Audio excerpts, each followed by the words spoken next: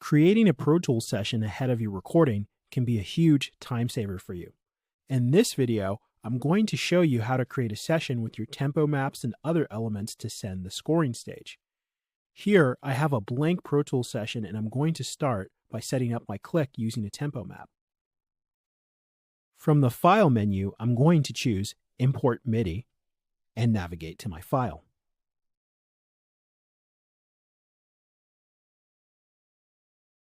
For destination, I will leave Instrument Track selected and choose Session Start for the location, which will place my MIDI file right at the beginning of the project.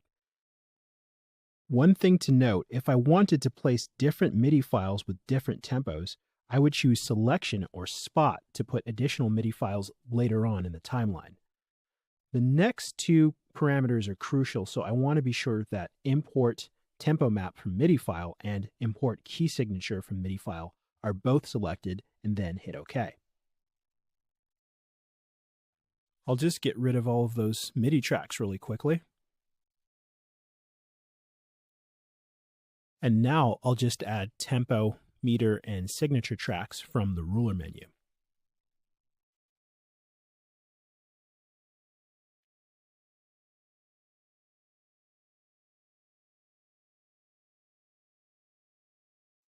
Great, so now I have all of my different ruler tracks. The next step is to add an instrument track.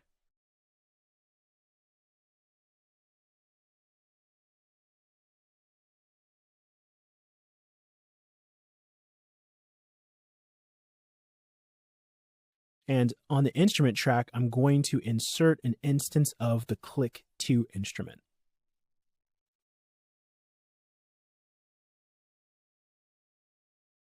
I'm going to choose Yuri as my sound source from both my Click 1 and Click 2 sources.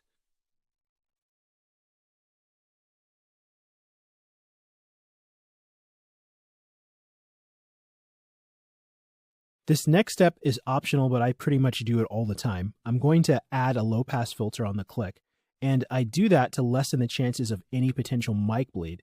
And I'll just use a very simple one-band EQ.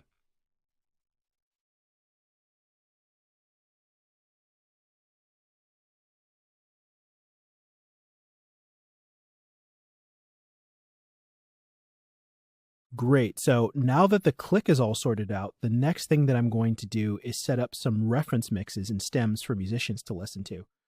From the File menu, I'm going to choose Import Audio, then I'll select the files that I want to import.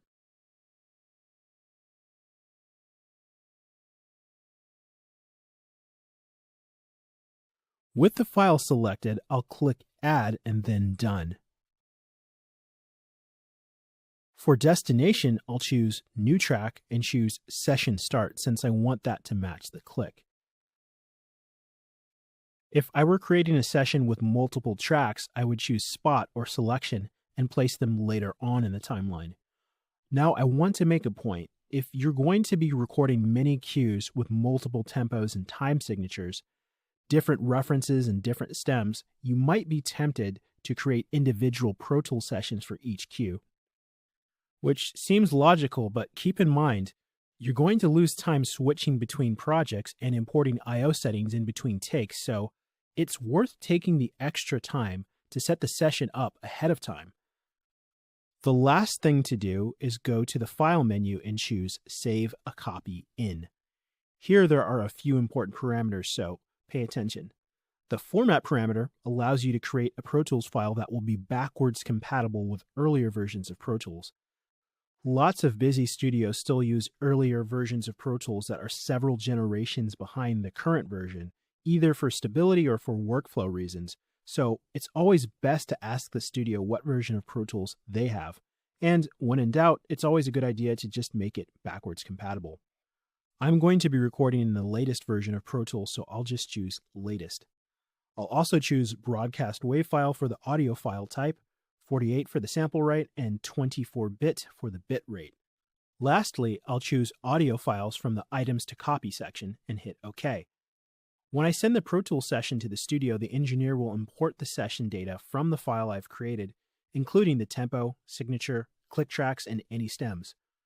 Pro Tools might not be your main axe, but if you compose for film or video games, and record with live musicians frequently, it is worth the investment to own a copy of Pro Tools, both for creating the sessions for the studio and for editing the material that you get back from them.